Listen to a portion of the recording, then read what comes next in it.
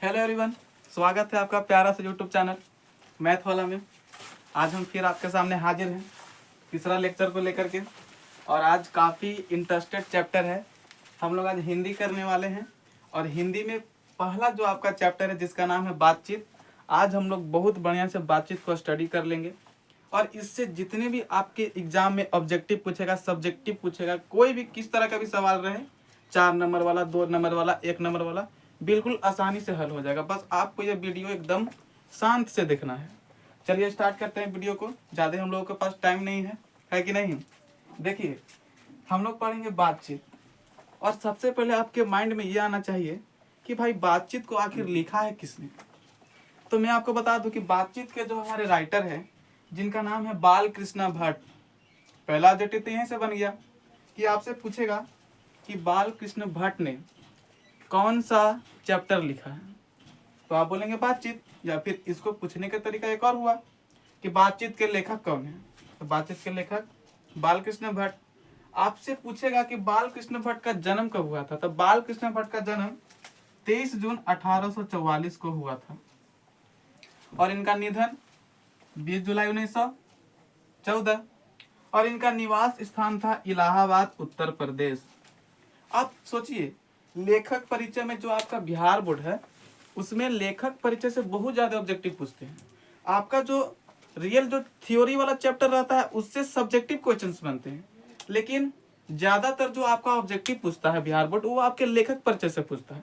इसलिए आपको लेखक परिचय पढ़ना बहुत जरूरी हो जाता है। जैसे कि ये सब देख लीजिए किस तरह से सवाल करेगा। जैसे मान के चलिए कि आपसे पूछेगा कि बातचीत के लेखक कौन, तो बाल Krishna Bhatt first objective. Second objective, बाल कृष्ण भट्ट का जन्म कब हुआ, तो 23 जून 1844। थर्ड ऑब्जेक्टिव, बाल कृष्ण भट्ट का निधन कब हुआ, तो 20 जुलाई 1914। फोर्थ ऑब्जेक्टिव, बाल कृष्ण भट्ट का निवास स्थान कहाँ था, तो इलाहाबाद, उत्तर प्रदेश। 4 ऑब्जेक्टिव बना कि नहीं। और आगे देखिए, बाल कृष्ण भट्ट के जो पिता का नाम था, उनके पिता का नाम था बेनी प्रसाद भट्ट। बाल कृष्ण भट्ट के पिता का नाम क्या था, बेनी प्रसाद भट्ट, जो पेशे से एक व्यापारी थे। यह भी आपसे ऑब्जेक्टिव पूछेगा 5वां नंबर में कि बाल कृष्ण भट्ट के जो पिता थे वो क्या करते थे, तो वह एक व्यापारी थे। या छठा ऑब्जेक्टिव ये पूछ लेगा कि बाल कृष्ण भट्ट के पिता क्या नाम था, तो बेनी प्रसाद भट्ट। 6 ऑब्जेक्टिव आप इतने ही से कर लेते हैं। और इनकी माता जी का नाम था पार्वती देवी। ये भी ऑब्जेक्टिव पूछा। 8 ऑब्जेक्टिव हो गया, 7 से 8 पूछेगा कि बाल कृष्ण भट्ट के माता का क्या नाम था, तो पार्वती देवी। और जो क्या थी बाबू, सुसंस्कृत महिला, जिन्होंने बाल कृष्ण भट्ट के मन में अध्ययन की रुचि एवं लालसा जगाई थी। और बात सही है, बचपन में किसी भी बच्चे को पढ़ने के लिए कौन मोटिवेट करता है, या तो उनकी माँ या तो उनके पिताजी। बच्चों का सबसे पहला गुरु कौन होता है, या तो माता या पिता। इसके बाद है ना आप कहीं पढ़ने जाते हैं तो वो आपके टीचर हो जाते हैं, लेकिन सबसे पहला गुरु तो हमारी माँ ही होती है। तो इनके भी सबसे पहला टीचर कौन थे, इनकी माता, जो क्या थी, एक सुसंस्कृत महिला थी, जिन्होंने बाल कृष्ण भट्ट के मन में अध्ययन की रुचि एवं लालसा जगाई थी कि न बाबू पढ़ लिख लेगा तो अच्छा इंसान बनेगा, नहीं तो फिर यही घूमित रहेगा। इतना था। और एक और इनका इंपॉर्टेंट टॉपिक क्या है कि इन्होंने एक हिंदी प्रदीप लिखा था। हिंदी प्रदीप एक पत्रिका है और इन्होंने प्रकाशित किया था 1877 में, बाल कृष्ण भट्ट ने। आपसे ये भी पूछ सकता है कि हिंदी प्रदीप को किसने लिखा, तो यो किसने लिखा था, बाल कृष्ण भट्ट ने। आपसे ये भी पूछ सकता है कि हिंदी प्रदीप कब प्रकाश हुई थी, तो 1877 में।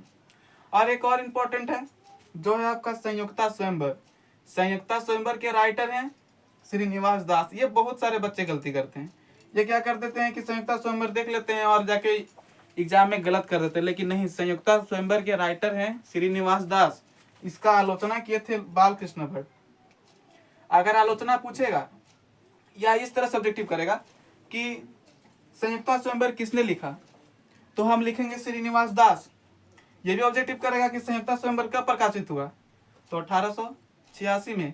लेकिन अगर इस तरह से सवाल करे कि संयुक्ता स्वयंवर की आलोचना किसने की, तब हम बोलेंगे बाल कृष्ण भट्ट। ऐसे नहीं, ये मुख्य रूप से आपको इतना आपको इंटर लेखक परिचय याद होना चाहिए।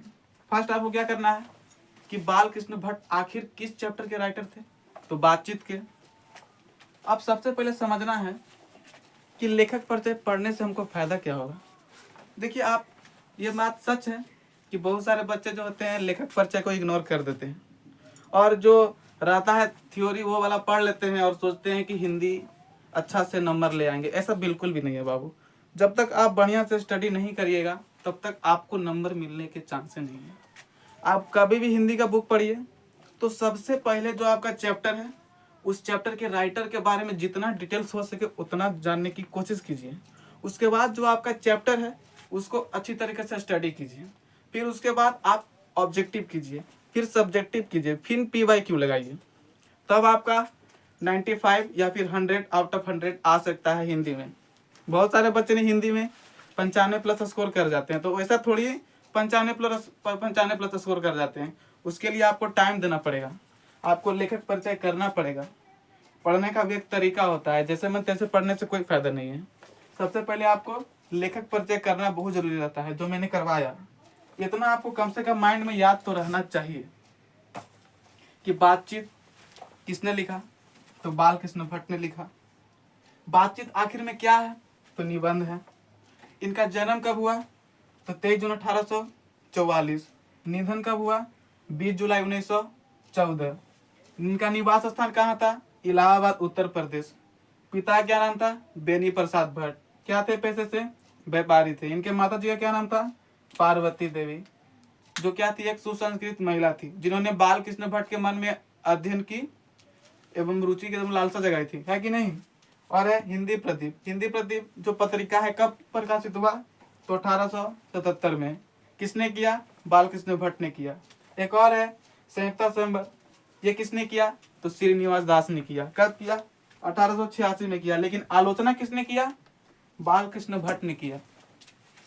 इतना आपको लेखक परिचय याद होना चाहिए। और बहुत सारे लेखक परिचय हैं, जैसे इनकी रचनाएं।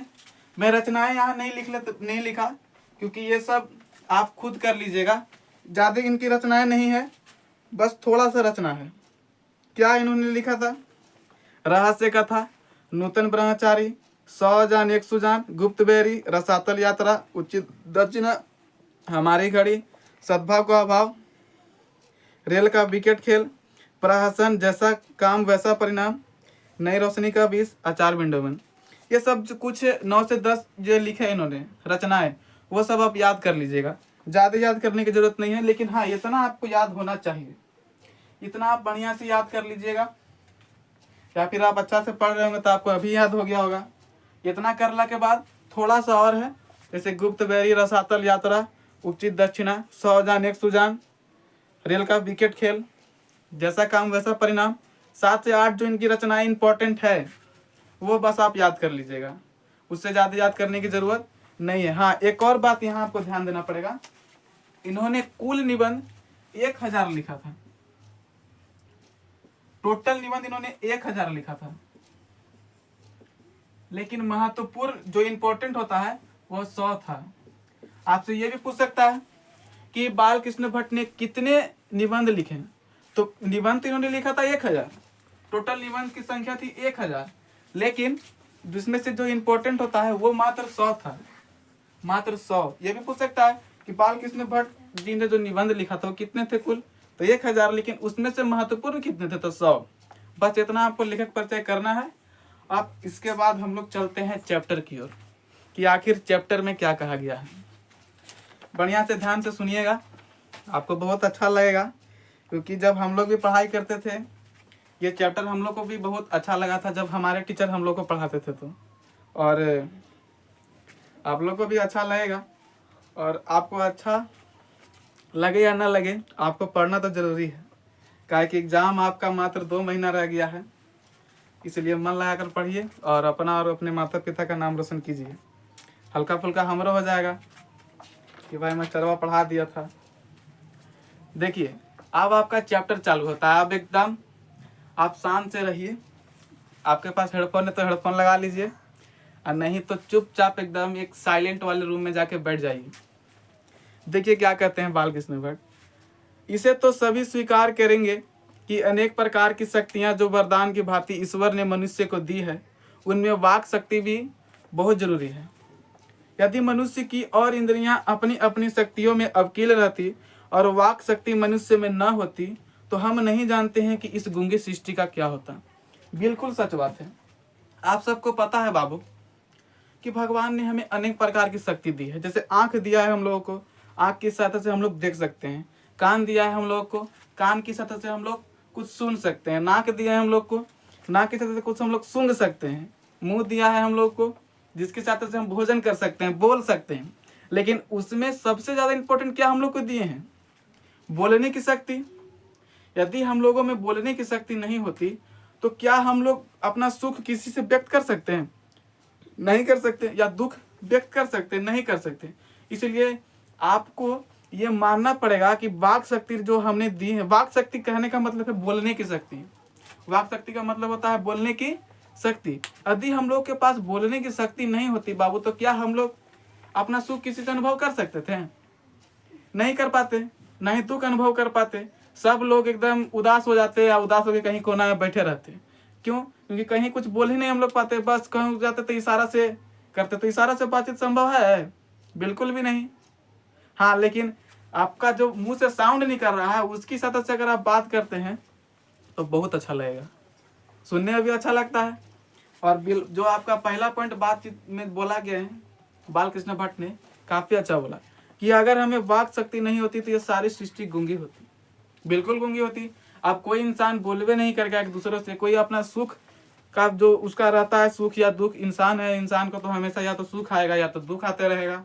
ज्यादातर तो आपके पास दुख ही आएगा, सुखी मात्र 20%, 80% आप दुखी ही रहिएगा। तो ये किसके साथ फीलिंग शेयर करिएगा? जब आप बोल ही नहीं पाइएगा तो आप बोल पाइएगा तब तो दूसरा से आप जाके कह सकते हैं कि नहीं भाई से मुझे इतना इस तरह टेंशन है, या फिर मुझे इतना बड़ा काम मिल गया है, जॉब लग गया है। इस खुशी को आप व्यक्त कर सकते थे। इसलिए बिल्कुल सच है, जिस तरह भगवान ने हमें देखने की शक्ति दी है, सूंघने की शक्ति दी है, खाने के लिए जो हमें मुंह दी है, बोलने के लिए भी इम्पोर्टेंट दिए हैं। हमको अमल रखना पड़ेगा। और अगला क्या है? अगला इन्होंने कहा है स्पीच और बातचीत। देखिए स्पीच में क्या होता है ना, जैसे कि स्पीच कोई देवे जा रहा है तो आप कहीं पढ़ रहे होंगे या फिर कहीं कोई फंक्शन मनाया जाता है, या टीचर डे, या फिर कोई सा भी चिल्ड्रंस डे, या फिर इंडिपेंडेंस डे अगर आपके कोचिंग या स्कूल में मनाया जाता है, तब आप देखिएगा कि उसमें कुछ बच्चे भाग लेते हैं, कुछ बच्चे स्पीच देने में भाग लेते हैं, कुछ डांसिंग, सब अनेक प्रकार के मतलब कि पार्टिसिपेट करते हैं। लेकिन जो स्पीच देता है ना, उसको डर रहता है। पहला क्या उसको डर रहेगा कि भाई अगर हम बोलेंगे तो कोई ताली बजाएगा कि नहीं बजाएगा, या सबको खराब लगेगा, या फिर हम कैसे जाएंगे, उसको बहुत सारे डर लगते रहता है। लेकिन बातचीत में आप देखिए, बातचीत में अगर कोई लड़का जा रहा है और उसको दोस्त मिल गया तो एकदम बढ़िया से बतिया लेगा। वो करे कहाँ थी रे, बढ़िया से एकदम बतियाएगा, कोई टेंशन नहीं, उसको डर थोड़ी है। आप लोग भी अगर कहीं जाते होंगे और आपको अचानक से कोई दोस्त मिल गया तो आप कुछ बोल देते होंगे कि कहाँ जाते रे, बाजार से आ गया जी, और ठीक है। लेकिन स्पीच देना अंतर है। स्पीच आप देने जाइएगा तो आपका जैसे नाम लिया जाएगा कि लेडीज एंड जेंटलमैन, अब हम लोगों के बीच आ रहे हैं ... कुमार, जो हम लोगों के बीच गाना गाएंगे। ले इतना जैसे बोला होकर टेंशन एकदम, माथा एकदम वाइब्रेशन करे लगा कि आप कौची होगा, आप कैसे करेंगे। एक तो पहले उसको छाती फूलल है कि कौची आप करें, और दूसरी बात क्या है कि वो एकदम डराइल है। और डरेला के बाद वो क्या करेगा, जाते जाते या तो हो सकता है तुझे याद कर लेता, वो भुला जाएगा और स्पीच पर जाएगा एकदम थरथराते। अब माइक लेवेगा, भाइयों एवं बहनों, मैं ... कुमार आप सबके बीच गाना गाने जा रहा हूँ। उसको बहुत सारे टेंशन होगा। लेकिन बातचीत में आप लोग को टेंशन है ही नहीं। आप अगर कोई दोस्त है, आप उसके साथ अगर आप कहीं मिलते हैं तो एकदम दिल खोल के बात करते हैं, नहीं भाई कहाँ जा रहा है तुम, क्या हुआ, और सब ठीक है ना, बहुत बढ़िया से बातचीत कर लेगा। लेकिन स्पीच देना बहुत अंतर है। ये दूसरा पॉइंट आपके राइटर ने बोला है, बालकृष्ण भट्ट ने। देखिए तीसरा पॉइंट इन्होंने क्या कहा है, बातचीत की लत। तीसरा पॉइंट बिल्कुल सच है, बातचीत की लत। आपको मैं बताऊं, जैसे कि देखिए, मान के चलिए कि कोई दो बच्चे बात कर रहे हैं, कोई दोस्त, और अचानक से कोई तीसरा बच्चा आया। तो तीसरा बच्चा अचानक से आया ना, तो देखिएगा कि वो भी साइकिल साइकिल से आ रहा है तो वो भी रुक जाएगा और वो भी बातचीत करने लगेगा। और बातचीत करते करते करते एकदम उसको क्या बोलते हैं, बातचीत कर रहा है और बच्चे आ गए तो उन सबको और इंटरटेनमेंट होने लगा। और उन सबको पता नहीं चलता है कि हम लोगों ने खाना खाया है या नहीं, या हम लोगों को कोई और काम है। वो लोग बिल्कुल एकदम बातचीत करने लगते हैं। यही होता है बातचीत का लत। और बातचीत की लत आपको देखना है तो हमारे राइटर ने बहुत सारे एग्जाम्पल दिया है, जिसमें एक और एग्जाम्पल दिया है प्रेमी और प्रेमिका की बातचीत।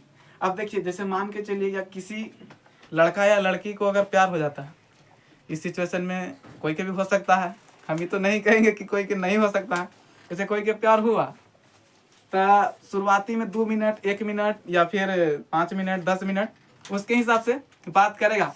लेकिन जैसे उसको बातचीत के लत लगेगा तो 12 घंटा 10 घंटा 20 घंटा रात दिन चौगुना कर देगा। आप लोगों ने कभी भी देखा होगा गाँव में कोई आपका दोस्त होगा तो दिन भर मोबाइल लेके एकदम फुनर बतियाते रहता होगा। देखे हैं आप लोग कभी? बिल्कुल देखे होंगे। तो उसी को कहते हैं बातचीत की लत। बातचीत की लत। आप ये कितना अच्छा एग्जाम्पल दिए हैं बालकृष्ण भट्ट। या फिर किसी का शादी ठीक होता है तो देखिएगा क्या करते हैं वो, फिर शादी ठीक हुआ तो स्टार्टिंग में 2 मिनट या 1 मिनट बातचीत होगा और धीरे धीरे उनको अगर बातचीत की लत लग गया तो 12 घंटा 20 घंटा 24 घंटा रात दिन एक कर देते हैं बातचीत करने के लिए। करते हैं कि नहीं? तो है कि नहीं? और अगर और एग्जाम्पल दिए हैं दो,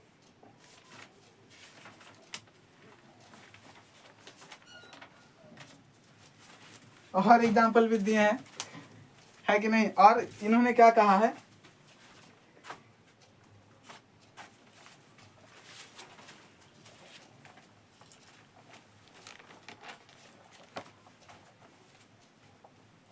हाँ, एक आपके जो है इस टॉपिक में बातचीत के लत तीसरा टॉपिक खत्म हो गया। और चौथा पॉइंट में इन्होंने क्या बोला कि देखिए जो हमारे हैं एग्जाम्पल में, एक था बाबू रॉबिन्सन क्रूसो। ठीक है, रॉबिन्सन क्रूसो जो थे वह जंगल में रहा करते थे बेसिकली। और रॉबिन्सन क्रूसो ने पहली बार किसी व्यक्ति के मुख से बात सुनी थी जिनका नाम था फ्राइडे।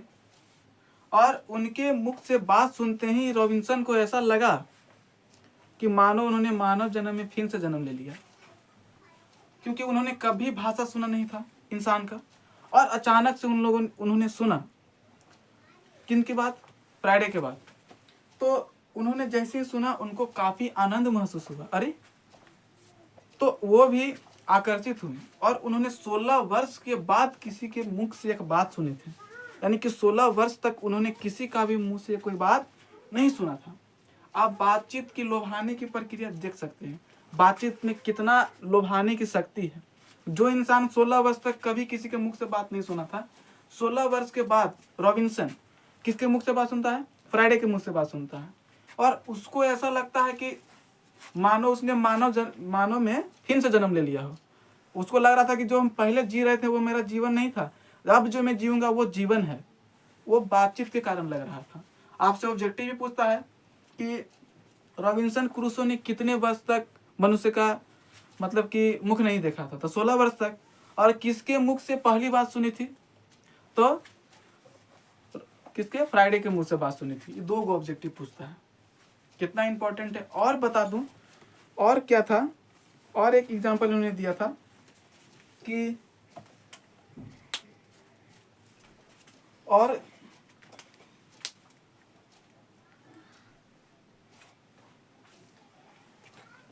हाँ, और क्या है कि एक होता है art of conversation. Art of conversation जो होते हैं हमारे, वह एक बातचीत करने की कला होती है जो हम लोगों में नहीं पाया जाता है। ये सिंपल सी बेसिक है कि यह जो है यूरोप के लोगों में पाया जाता है। आपसे 2 नंबर का ये भी सवाल करेगा कि आर्ट ऑफ कन्वर्सेशन क्या होता है। तो आर्ट ऑफ कन्वर्सेशन एक बातचीत करने की कला होती है जिसे सुनकर कानों को अत्यंत सुख मिलता है। और ये कला कहाँ के लोगों में पाया जाता है? यूरोप के लोगों में पाया जाता है। ये आपका 2 नंबर का सवाल है। हम लोगों में ऐसा कला आ ही नहीं सकता क्योंकि हमारे यहाँ उस तरह का वातावरण है ही नहीं। लेकिन यूरोप में उस तरह का वातावरण है जहाँ आर्ट ऑफ कन्वर्सेशन की कला उन लोगों में अपने आप आ जाती है। उन लोगों की बातचीत करने का स्टाइल देखकर हम लोग को बहुत अत्यंत सुख मिलता है। इसलिए आपके एग्जाम में भी 2 नंबर का सवाल पूछता है, आर्ट ऑफ कन्वर्सेशन क्या होता है। तो आर्ट ऑफ कन्वर्सेशन जो होता है एक बातचीत करने की कला होती है जो यूरोप के लोगों में पाई जाती है, जिसे सुनकर कानों को अत्यंत सुख मिलता है। यह कला हम लोगों में नहीं पाई जाती है। अगले 2 महान व्यक्ति थे, एक का नाम था एडिसन और एक का नाम था बेन जॉनसन। एडिसन क्या कहते थे? एडिसन हम लोगों को कहते थे कि असल बातचीत सिर्फ 2 लोगों में हो सकती है, और कहीं ना कहीं बिल्कुल सच्चाई है। असल बातचीत बिल्कुल 2 लोगों में ही हो सकती है। अगर 3 गो हुआ तो वो बातचीत असल नहीं होगा, क्योंकि कहा गया है कि 6 कान में पड़ी बातें खुल जाती है। 6 कान यानी कि 3 आदमी रहेगा तब, एक आदमी के 2 कान, तो 3 आदमी है तो 6 कान हुआ ना। तो कहावत है, हमारे बुजुर्ग कहा करते थे कि 6 कानों में पड़ी बात खुल जाती है। लेकिन असल बातचीत कितने लोगों में होती है? 2 लोगों में होती है। वो 2 गो रहेगा तो अपना जो उसका दुख है वो पूरा बता सकता है कि हमारे पास ये दुख है या सुख है।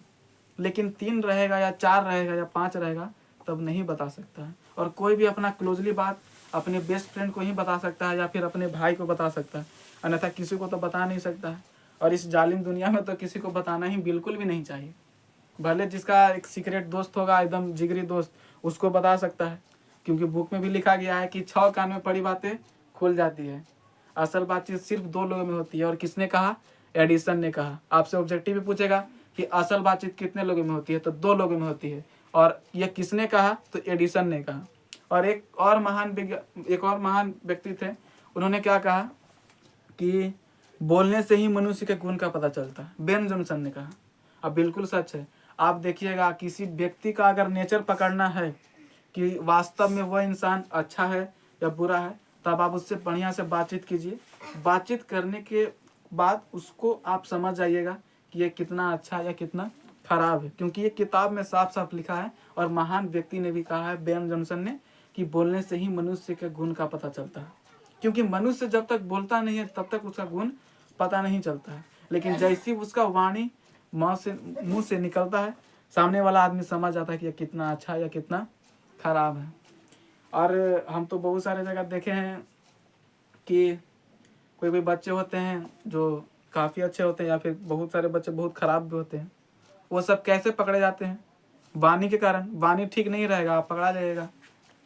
इसलिए कभी भी आप कितने भी पढ़ने में होशियार रहे, या कितने पढ़ने में तेज हो, या फिर आप बहुत पावरफुल इंसान हैं, तो आपको कभी किसी चीज़ पर घमंड नहीं करना चाहिए। हर कोई को रिस्पेक्ट करना चाहिए। आपसे छोटा है तो आप उससे बढ़िया से बातचीत कीजिए, आपसे बड़ा है तो उन्हें रिस्पेक्ट कीजिए। टीचर को हमेशा रिस्पेक्ट कीजिए। और घर में तो खास करके, घर में आपके माता पिता होंगे, उनको काफ़ी ज़्यादा रिस्पेक्ट कीजिए। अपने भाई को कीजिए, छोटा भाई, उससे बहुत ज़्यादा प्यार कीजिए। क्योंकि आप अच्छा इंसान बनिएगा तभी आपको हर चीज़ से लड़ने के लिए भगवान शक्ति देंगे। आप खुद खराब रहिएगा तो आपको कोई साथ देने वाला नहीं है। इसलिए बढ़िया से आप लोग डिसिप्लिन होकर पढ़ाई कीजिए। और खासकर तो आप लोग के पास अब समय भी नहीं है, इसलिए अब से जो आपका वीडियो आएगा, हम तो आपके साथ रेगुलर बना रहेंगे। बस आप पे डिपेंड करता है कि आप कितना बनते हैं। हम तो आपके एग्ज़ाम तक साथ देंगे। उसके बाद आप देखिएगा, अगर आपका नंबर बढ़िया आएगा तो आपको भी फील होगा कि नहीं भाई, मैंने मेहनत किया और मेरा परिणाम आया है। हम लोग भी जब मेहनत करते थे तो हम लोग के पास पता है कि बहुत सारे जो टीचर होते हैं वो सिलेबस ख़त्म नहीं करते हैं। इसी कारण हम लोग भी आपको पढ़ाने आ रहे हैं। ऐसा थोड़ी है, हम लोग को भी पता है ना, लेकिन हम लोग के पास कोई गाइडेंस नहीं था। लेकिन आप सबके पास हम हैं। और हम इतना ज़रूर विश्वास दिला सकते हैं कि अगर हम लास्ट तक वीडियो बनाते रहेंगे तो आपका हर एक सब्जेक्ट का मैं कंसेप्ट क्लियर करवा दूंगा, और बेहतर से बेहतर आप लोग नंबर ले आइएगा। बस आप लोग रेगुलर बनाते रहिए। और ये नहीं है कि आप पढ़वे नहीं करिएगा और सोचिएगा कि नंबर ले आएगा, अब तो बिल्कुल भी चांस नहीं है। क्योंकि जो पढ़ लिख कर अच्छा से नंबर ले आता है ना, उसका खुशी अलग ही होता है। चलिए आगे आते हैं हम लोग उस सब हटाकर। अच्छा, आप लोगों के नज़र में सबसे अच्छी बातचीत करने की क्या है? मतलब कि, और इन्होंने एग्जाम्पल दिया है जैसे कि 2 बूढ़ों की बातचीत। आप देखिएगा, 2 बूढ़ा आपस में बातचीत करेगा तो दादा राज के ज़माना के बातचीत करे लगेगा कि जानता है हो, हमनी के ज़माना में हम लोग एकदम ई नदी से होकर उ नदी होकर पार होकर चल जाते थे पढ़े। लेकिन आजकल के लड़कन साइकिलों मिल गया तो पढ़े नहीं जाता है। ब्लैंकेट मिल गया, सब कुछ है, पाँच कर दो। सबसे अच्छा बातचीत करने का तरीका क्या होता है यदि आपसे पूछा जाए तो देखिए, सबसे अच्छा बातचीत करने का तरीका होता है स्वयं से बात करना। स्वयं से इंसान अगर बात कर लेता है तो वह हर कठिनाई से दूर हो जाता है। आप लोगों ने बहुत सारे बच्चों को देखा होगा कि दूसरे लोगों से एडवाइस देने लगता है कि सर, या फिर अपने टीचर से, सर मैं आगे क्या करूं। ये आप पर डिपेंड करता है कि आप क्या बनना चाहते हैं फ्यूचर में। जिस चीज़ में आपको इंटरेस्ट है आप उस चीज़ को फॉलो कीजिए, तब आप बन जाइएगा। इस किताब में देखिए, आपके किताब में भी दिया हुआ है कि सबसे अच्छा बातचीत करने का तरीका क्या होता है। तो सबसे अच्छा बातचीत करने का तरीका होता है स्वयं से बात करना, क्योंकि स्वयं से मनुष्य बातचीत कर लेता है तो उसे दूसरा से सोचने की जरूरत नहीं कि मैं क्या करूं। स्वयं से आप बात कीजिए। आपको टेंशन है, खुद से आप सोचिए कि नहीं, मैं किस कारण से मुझसे ये काम नहीं हो पाया। जैसे किसी चीज़ का टेंशन आपको हो जाता है तो टेंशन होने का कारण क्या है। आप किसी एग्जाम देने गए और आपसे एग्जाम नहीं निकला तो आपको टेंशन हो गया कि नहीं भाई से मेरे से एग्जाम नहीं निकला। तो आप खुद से बात कीजिए कि क्यों नहीं एग्जाम निकला।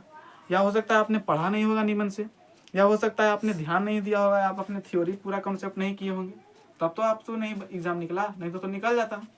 इसीलिए मनुष्य को सबसे अच्छा बातचीत करने का तरीका कहा गया है स्वयं से बात कीजिए। दूसरा से आपको एडवाइस देने की जरूरत नहीं है, क्योंकि आपको अपना जीवन खुद संवारना है तो आपको अपने आप पर मेहनत करना पड़ेगा। दूसरे से आप सोचेंगे तो दूसरा से आप काम नहीं कर पाइएगा, ये लिखा गया है। हाँ, एक और पॉइंट इन्होंने बताया है बहुत अच्छा। इन्होंने बताया है कि बिना बुलाए किसी ही जाना नहीं चाहिए। बिल्कुल सच बात है। जैसे मान के चलिए कि हमको कोई बुलाया नहीं, कोई ही शादी रहा रिश्तेदार ही, और हमको नहीं बुलाया गया और हम चल गए जीन्स पैंट झाड़ के, और हमको वहाँ कोई पूछे नहीं हो रहा है, तो खराब लगेगा कि नहीं लगेगा।